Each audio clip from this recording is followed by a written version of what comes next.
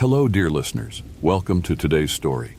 As I pen these memories, sitting in the quiet of my study, surrounded by the mundane comforts of peacetime, the days of war seem like a distant, albeit vivid, dream. Yet some moments are etched in my memory with such clarity that decades of peace have done little to dim their intensity. One such day was May 3rd, 1945, when the wheels of history turned on the heath of Lüneburg, sealing the fate of millions. Chapter 1. The Eve of Surrender. The air was tense at Villa Mollering in Hacklingen on the eve of May 3rd. The villa, commandeered as the headquarters of General Miles Dempsey, throbbed with the undercurrents of impending historic moments.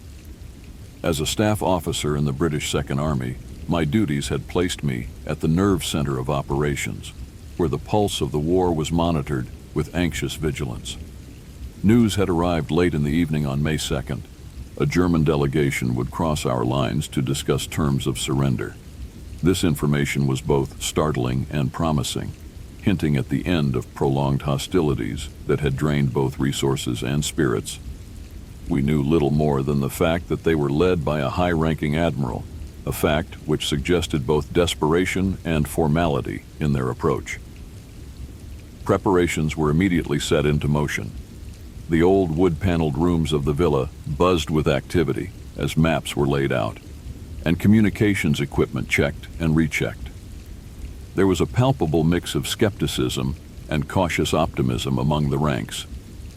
Officers huddled over radios, listening intently for any news that might give insight into the Germans' intentions, while others debated the possible outcomes of the meeting. Sleep was scarce that night. The villa was alive with the low murmur of discussions and the clatter of teacups as strong tea and coffee were consumed in large quantities.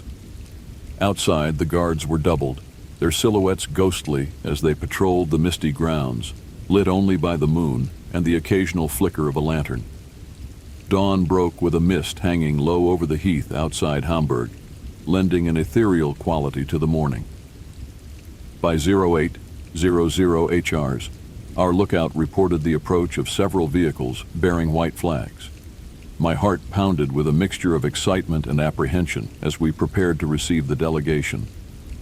There was a sense that history was being made, that these moments would be remembered and recounted in the years to come. The convoy, dusty and somber, halted at our checkpoint. General Admiral von Friedeberg, accompanied by senior officers, including General Kinzel and Rear Admiral Wager, stepped out. Their faces were etched with fatigue and resignation, a telling sign of the heavy burdens they carried. As they were escorted under strict guard to the villa, I caught glimpses of their expressions, searching perhaps for some sign of deceit or trickery in us. Yet all I saw was a profound surrender in their weary eyes. As we awaited the formal meetings to commence, the gravity of the situation was not lost on any of us. The villa, once just a backdrop to our daily routines, had become the stage for a pivotal act in the drama of the Second World War. The weight of this responsibility felt overwhelming, yet there was a collective resolve to see it through, to hopefully turn the tide towards peace after years of relentless turmoil. Chapter 2. Arrival under guard. The early morning mist still clung to the ground as the German delegation's vehicles drew closer to Villa Mollering. The sight of the once enemy officials, now weary and somber, stepping out under a white flag of truce was almost surreal. The convoy was met by a contingent of British soldiers who maintained a strict yet respectful silence. The air was thick with the weight of a moment that was both historic and fraught with the possibility of treachery. General Admiral von Friedeberg, leading the delegation, was a tall figure, his military posture slightly bent under the burden of his mission. Alongside him, General Kinzel and Rear Admiral Wager, each carrying their own heavy load of responsibility, looked equally weary. Their uniforms, though neat, could not mask the tiredness that seemed to seep from their very beings. As they were escorted through the gates of Villa Mollering, I noted the mixed expressions of our own troops. Curiosity was etched on many faces, a natural response given the years of relentless fighting against an enemy we were now tentatively hosting in peace. Others displayed a stiffer demeanor, a reflection of the bitterness and loss experienced throughout the brutal campaigns. Inside the villa, the atmosphere was charged as preparations were made for the initial meeting. The room chosen for the interrogation was stark, furnished only with necessities: a long table, several chairs, and flags representing both parties. This setting was deliberately chosen to emphasize the seriousness of the discussions that were about to take place. The Germans were offered seats, and as they took their places, their eyes briefly scanned the room. Each seemed to be measuring the extent of the situation they found themselves in, perhaps considering the magnitude of their surrender and the implications it held for their country.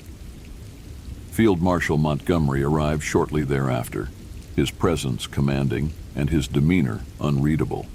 He was flanked by senior aides and interpreters, ready to translate the proceedings. As Montgomery took his place at the head of the table, there was a brief, respectful nod toward the German delegation, a nod that acknowledged their courage in choosing peace over continued conflict, but also a reminder of their defeated status. The interrogation began promptly. Montgomery's questions were direct, cutting through any potential diplomatic niceties. He demanded to know the extent of the delegation's authority, their capacity to enforce any agreements, and the specific conditions they sought. Through an interpreter, von Friedeberg explained their position, his voice steady but tinged with fatigue. He represented not just the military leaders, but also Admiral Donitz, indicating that the surrender they were discussing was comprehensive. As the details began to unfold, the tension in the room slowly eased into a focused dialogue. It was clear that the Germans were not here to negotiate, but to accept terms. This shift from adversaries to negotiators marked a significant transformation in the room's dynamics. Each word, each gesture was laden with the weight of a continent's war-torn history and the hope for a peaceful future. Montgomery listened intently, occasionally jotting down notes or whispering with his aides. The atmosphere, though still charged, began to take on a semblance of procedural formality. The field marshal was fully aware of the historic significance of the meeting, but remained unyieldingly firm on the terms of surrender, unconditional and total. As the meeting progressed outside the villa, the day grew brighter, the mist lifting as if nature itself was acknowledging the shift towards peace. The session would soon break for lunch, giving both sides a moment to reflect on the gravity of the discussions and the monumental decisions that lay ahead. Chapter 3: The Interrogation. The break for lunch provided a brief respite, but the gravity of our task loomed over us as we reconvened in the stark room that served as our meeting place. The delegation from Germany, their faces drawn and pale under the strain, seemed to gather their resolve during the short interval. Field Marshal Montgomery, his face impassive and his manner businesslike, prepared to delve deeper into the intricacies of the proposed surrender. As we settled back into our chairs, the room was filled with the low murmur of aides discussing points in hushed tones and the rustling of papers as documents were arranged and reviewed. The Germans, composed yet clearly anxious, awaited Montgomery's next line of questioning. It was a dance of diplomacy and command, each side playing its part in this historical tableau. Montgomery wasted no time, his voice clear and authoritative as he resumed the interrogation. "Let's be clear about the terms," he began, his gaze sweeping over the members of the German delegation. "We are discussing the unconditional surrender of all German forces in your control. This is non-negotiable." His tone left no room for ambiguity, reinforcing the stark reality of their situation. General Admiral von Friedeberg, serving as the primary spokesperson for the delegation, responded. "We understand the terms, Field Marshal," he said, his voice steady despite the clear strain. "We are here to surrender, not to negotiate." His admission was a stark reminder of the desperation that had driven them to seek peace. Montgomery nodded, satisfied with the clarification, but unyielding in his approach. He proceeded to outline the specific areas of control, detailing the geographic scope of the surrender. From the Netherlands through northwestern Germany, including the strategic islands of the Frisian and Heligoland, extending to Schleswig-Holstein and Denmark. As the details were spelled out, Rear Admiral Wager, a senior member of von Friedeberg's staff, took notes meticulously, his hands trembling slightly. The reality of the terms and their implications were not lost on anyone in the room. This was more than a military capitulation. It was the end of an era for Germany. The British delegation presented maps and documents pointing out the current positions of Allied forces and the areas of German control. Montgomery's staff officers, including myself, watched closely as the Germans absorbed this information, their faces a mix of resignation and relief. Relief, perhaps, that the end was in sight, despite the harshness of the surrender terms. As the meeting drew on, Montgomery asked about the logistical aspects of the surrender. "How quickly can you communicate these terms to your forces?" he inquired, focusing on the practical steps needed to ensure a smooth transition and prevent further unnecessary conflict.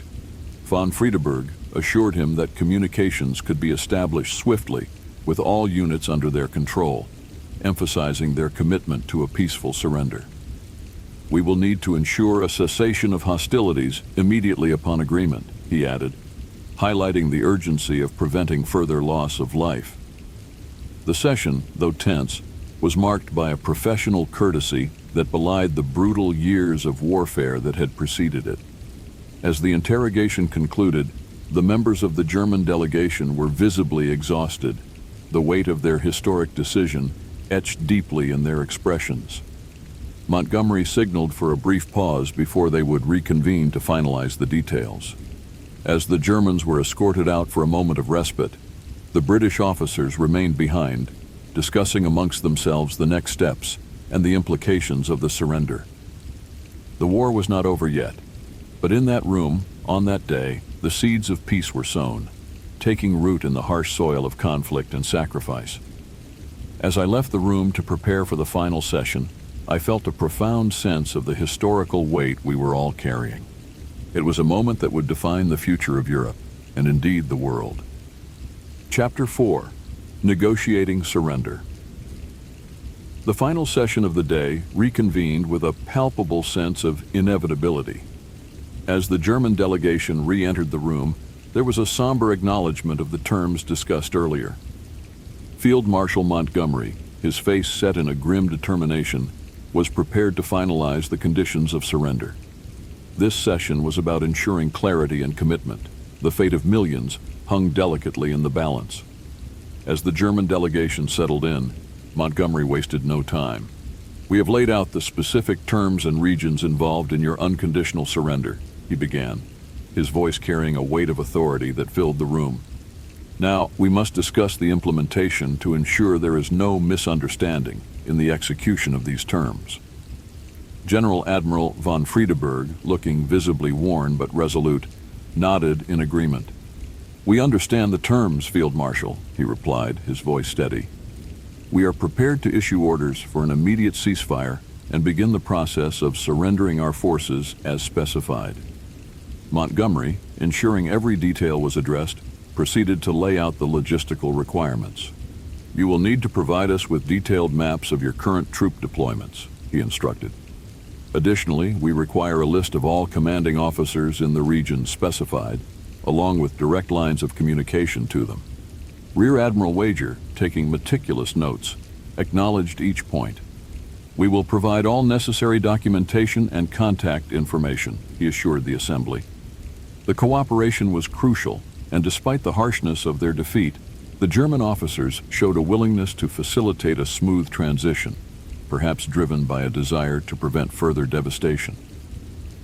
The atmosphere in the room shifted as Montgomery moved on to discuss the practical aspects of the surrender. "Your forces will be instructed to remain in their current positions and await further orders from the Allied command," he said, outlining the procedure. "Any deviation from this directive will be considered a breach of the surrender terms and dealt with accordingly." It was clear that while the broader strokes of surrender were non-negotiable, the specifics required careful handling to avoid chaos in the transition period. Montgomery's staff officers distributed documents to the German delegation, which included detailed instructions and protocols for the cessation of hostilities. General Kinzel, representing Field Marshal Bush of Army Group Northwest, raised a point of concern. "Many of our soldiers are young and frightened," he said, his voice reflecting the plight of those on the front lines. "Clear and direct communication will be essential to prevent any misunderstandings." Montgomery acknowledged this, his expression softening slightly. "We are aware of the challenges," he responded. "It is in our mutual interest to ensure a peaceful transition. We will work together to disseminate clear instructions." As the meeting drew to a close, there was a lengthy discussion about the timing of the official announcement of surrender. It was decided that once all logistical preparations were in place, a joint statement would be released, ensuring that both the Allied forces and German troops received the same information simultaneously. The German delegation, understanding the finality of their situation, requested a brief moment to confer privately. As they huddled together, speaking in hushed tones, the weight of their decision was palpable in their tight circle. After a few minutes, they returned to the table, their faces set in grim determination. "We agree to all terms as specified," von Friedeberg announced, his voice echoing slightly in the quiet room. "We will begin preparations immediately to ensure a smooth and orderly surrender." With that, the documents were signed, each signature a solemn note in the symphony of the war's closing chapter. Montgomery nodded, a sign of respect and acknowledgement of the courage it took to face such a moment. As the Germans departed, the British officers remained, discussing the next steps and beginning the enormous task of coordinating the end of hostilities. It was a historic day, marked not by celebration, but by a sobering sense of duty and the profound hope for a peaceful future. As I reflect on those days, the images are as clear as if they were yesterday. The signing, the solemn nods, the subdued departure of the German delegates. They were the harbingers of peace after 6 long years of devastating war. These memories, though born from conflict, are treasured, for they mark the triumph of hope and peace over despair and destruction.